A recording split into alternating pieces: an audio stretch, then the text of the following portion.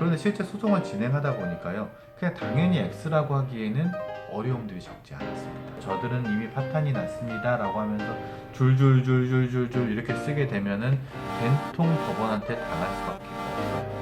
막연하게 혼인 생활이 유지가 되고 있다라는 것만으로 가맹 요소를 무조건 포함시키지 않는 게 최근 경향입니다. 저는 정말 깜빡 속았습니다. 하지만 제가 나중에 알고 보니까 A가 말하는 것처럼 혼인관계 파탄나지 않았다 그러면 제가 책임은 어디로 지겠습니다.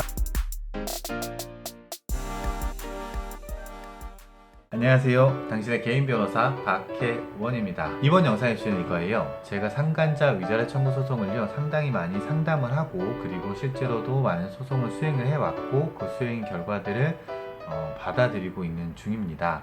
그러다 보니까 책에서 배웠던 그 법 이론적으로 배웠던 내용들하고요, 실제 소송을 진행하던 과정 중에 생각하지 못했던 문제점들이 있었습니다. A, B 부부가 있는데 A, B 부부 중에 일방인 B와 부정행위 내지는 애정행위를 한 C 입장에 대해 가지고 이번에 말씀드릴 겁니다. 그분들의 하소연을 듣다 보면 하소연의 핵심 내용이 뭘까요? A, B 부부는요 이미 이혼 준비 중이었고요, 이미 혼인 파탄 중이었습니다. 그 중에 제가 교제를 한 것에 불과합니다. 그런데 제가 혼인 파탄의 책임을 져가지고 손해배상 책임을 진다라는 게 말이 됩니까? 라는 질문에 대해 가지고 표현 방식은 다르지만 거의 공통된 내재되어 있는 억울함이라고 생각이 듭니다.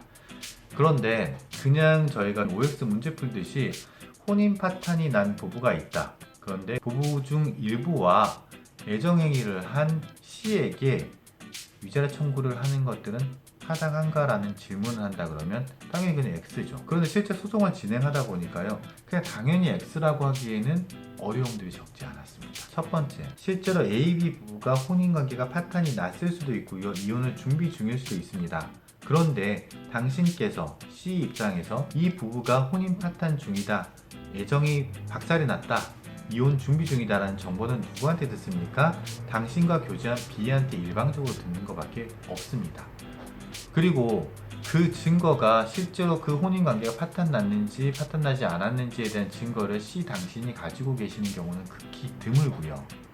심지어는 B가 당신에게 그런 식으로 표현하는 것들에 대한 어떠한 증거 자료도 갖고 있지 않은 경우들이 많습니다. 그런 상황에서 여러 가지 정황 증거들, 본인이 B한테 일방적으로 들었던 이야기들을 들면서 저들은 이미 파탄이 났습니다 라고 하면서 줄줄줄줄줄줄 이렇게 쓰게 되면은 된통 법원한테 당할 수밖에 없어요. 그 이유는 이래요. 부정행위를 했다 그러면 어느 정도 이것이 부부관계가 삐걱삐걱 한다라는 것들은 전제를 까는 거죠. 그 전제는 뭡니까? 저를 포함한 모든 혼인관계들은 삐걱삐걱 하고 있다라는 것들 다 깔고 있는 거죠. 그런데 우리가 산수적으로 생각을 했을 때 A, B 부부의 점수가 70점인데 당신과 교제를 통해 가지고 그게 50점으로 낮아졌다. 이게 수치적으로 나타나지 않는 거죠. 그래서 법원 입장에서는 단순하게 이렇게 얘기할 수밖에 없습니다. A와 B 부부가 법률상 아니면 사실상 혼인관계를 유지하고 있는 상황이다. 전제 하나. 그럼에도 불구하고 C 당신께서는 그들의 부부관계, 혼인관계가 있다는 사실들에 대해 가지고 인지함에도 불구하고 교제를 했다, 애정행위를 했다. 그러면 위자료 청구를 인정해줘야겠다. 이게 기본 골격이에요. 최근 경향을 보면은요, A라는 분께서 그 부정행위를 발견했다, 애정행위를 발견했다라고 하더라도 당신에게 상간자 위자료 청구 소송을 제기하는 거하고, 그리고 A가 상대방 배우자인 B를 상대로 해가지고 이혼을 진행하는 거하고는 별개로 생각하는 경향들이 있습니다. 그 이유들은 다양할 겁니다. 실제로 제가 원고분을 만나보면은요, 어떤 식으로든 보듬고 가려고 하고 안아주고 가정을 지키려고 하는 정말 진지한 노력들이 있는 경우도 상당수 많고요. 그리고 한 번의 기회들은 더 주고 싶다라는 마음들도 있습니다. 그리고 소송 기술적으로 이런 생각들도 하시는 분들도 계시는 것 같습니다. 그냥 단순하게 B와의 이혼 소송을 진행을 해버리게 되면 B와 C 사이의 애정행위가 더 가속화되지 않을까라는 걱정들, 더 자유롭게 놔주는 거 아니야? 라는 생각들이죠. 그리고 사실은 A라는 분 입장에서는 나는 정말 화가 나는 게 B에게도 너무나 화가 나지만 그래도 애기 엄마니까, 애기 아빠니까 얘한테 돈 받는 거는 마땅치 않은 거예요. 오히려 내 와이프, 내 남편을 꼬신 그 년놈들, C를 말하는 거겠죠. 이 사람한테 단단하게 혼내주고 싶다. 그리고 다시는 만나지 않겠다라는 약속을 받고 싶다 라고 생각하시는 분들이 많은 거죠. 실제로 이혼이 되었는가 이혼되지 않았는가는 여전히 위자료 청구 금액을 산정하는 주된 기준 중에 하나겠죠.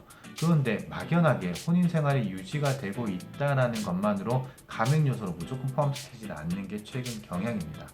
왜냐하면 법원 입장에서는 어렵게 유지가 되고 있던 가정들을 갖다가 너 왜 가정을 파탄내지도 않았는데 저 사람을 상대로 소송을 해?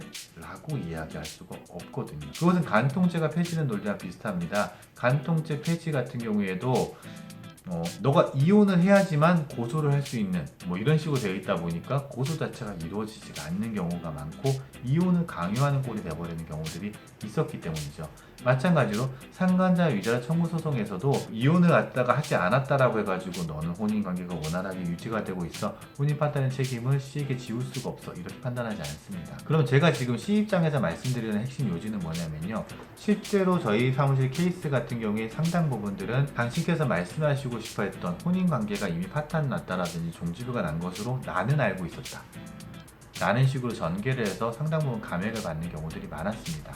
그런데 제가 지금 말씀드리는 요지는 이렇습니다. 혼인관계가 파탄이 났다라는 것으로 나는 알고 있었다라고 해가지고 본인의 책임을 경감하는 것으로 얘기를 하는 거지, 그들 A, B 사이의 혼인관계가 실제로 파탄이 났다, 파탄이 나지 않았다라는 식으로 몰아가지는 않습니다. 왜냐하면 C는 그것에 대해서 알 수도 없을 뿐만 아니라 법정에서 이것을 증거를 제출하는 것들이 거의 현실적으로 어렵기 때문이죠. 왜냐면 그러려면 B를 법정으로 불러가지고 B한테 혼인관계에 대해서 물어봐야 되는데, B 같은 경우에 혼인관계가 유지가 되고 있다 그러면 그 증언 거부권을 가지고 있는 법률상 배우자에 해당하기 때문에 증언 자체가 이루어지지 않는 경우 대부분이기 때문입니다. 그러면 C 입장에서 뭘까요? 저는 정말로 그들 부부가 끝난 거로 알고 있었습니다.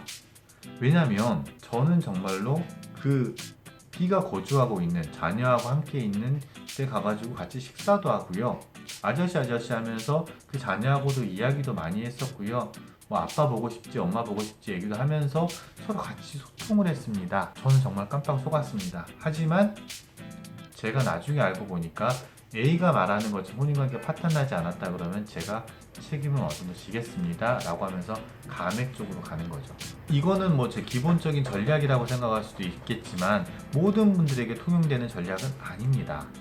실제로 저 같은 경우에 정말 뻔뻔하다고 욕 먹어가면서 반박을 해가지고 기각을 이끌어낸 경우도 있고요, 아니면 여러가지 사정들 때문에 어쩔 수 없이 강하게 세게 부딪혀야 되는 경우들도 있었습니다. 제가 이 영상에서 말씀드리는 것은 일반론입니다. 단순하게 그들 부부가 혼인이 이미 파탄이 났다거나 이혼이 준비 중이었다라는 것만으로는 특별한 감액 요소가 되거나 기각 요소가 되지 않는 것들이 일반적이다라고 생각을 하시고요. 만약에 당신의 구체적인 사례에서는 아닙니다 변호사님, 제가 생각했을 때에는 제 케이스 같은 경우에는 충분히 감액 요소가 될 수 있고요, 기각까지도 갈 수 있다고 보여집니다 라고 하신다 그러면 저를 포함한 정말 훌륭한 변호사님들이 많이 계시기 때문에 그분들과 구체적인 법리 상담을 꼭 진행해 주시기 바랍니다. 남들이 보기엔 상간자 위자료 청구 소송이 다 똑같아 보일지도 모르겠습니다. 그렇지만 제가 만나본 많은 케이스 분들 그리고 많은 당신분들의 이야기들을 듣다 보면요, 어느 것 하나 똑같은 케이스가 없었고요, 어느 것 하나 똑같은 상황도 존재하지 않았습니다. 당신께 잘 맞는, 당신과 함께 할 수 있는 변호사님들하고 충분하게 상담을 하시고요, 당신의 케이스에 맞게끔 진행하시기를 간절히 바라면서 이번 영상 마치도록 하겠습니다. 저는 항상 당신 편입니다. 감사합니다.